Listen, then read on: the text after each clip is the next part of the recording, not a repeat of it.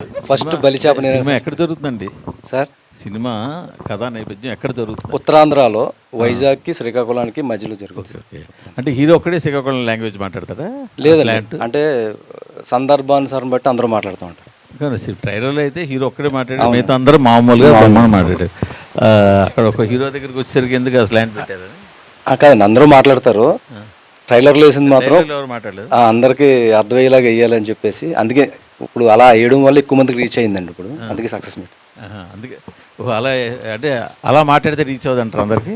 అంటే కొంతమందికి అర్థం అవుద్ది, కొంతమందికి అర్థం అవుతుంది కదండి. మళ్ళీ అంటే కొన్ని ఏరియాలకి అంత ఉత్తరాంధ్ర కాదు కదా అని మనకి అన్ని రెండు తెలుగు రాష్ట్రాలకి ప్రతి చోట అర్థం అవ్వాలని చెప్పేసి చిన్న చిన్న డైలాగులు ఉన్నాయి, మామూలుగా వేసేసాం.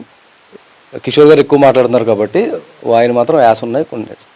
కానీ అందరూ మామూలుగా మాట్లాడుతూ కిషోర్ గారు అలా మాట్లాడుతుంటే ఏదో ఎటకారం చేసినట్టు సార్. టైటిల్ ఆయనే కదా sir, Sherlock Holmes. Sherlock Holmes మాట్లాడితే సరిపోతుంది. ఆ స్లాంట్ ఏదో కొంచెం ఎటకారం చేసినట్టు అనిపించింది తప్ప.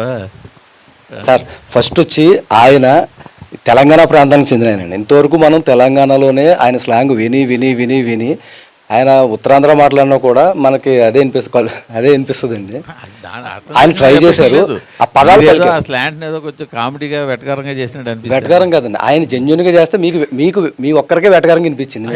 ఎందుకంటే నేను అక్కడ పుట్టిపోయారుగా, నాకు స్లాంటే. అవునా సార్? నేను అందుకని మీరు వెటకారం చేశారని బాధపడుతున్నాను. అయ్యో, వెటకారం కాదు సార్, అసలు జెన్యున్గానే.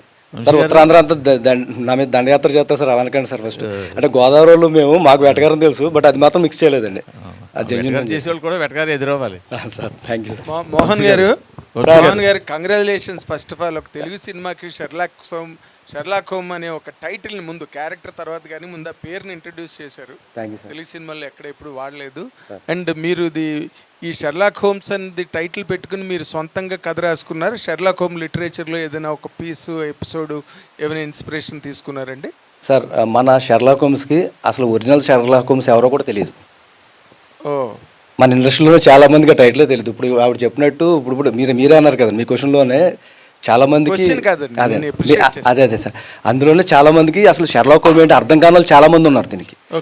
అప్పుడు వంశీ గారు వాళ్ళు ఏంటంటే కింద దాన్ని మనం లోకలైజ్ చేద్దామని చెప్పి చంటబ్బాయి తాలూకా అని చెప్పేసి ఆయన సజెస్ట్ చేసి పెట్టారనమాట. ఫస్ట్లో అది కూడా లేదు ఫస్ట్.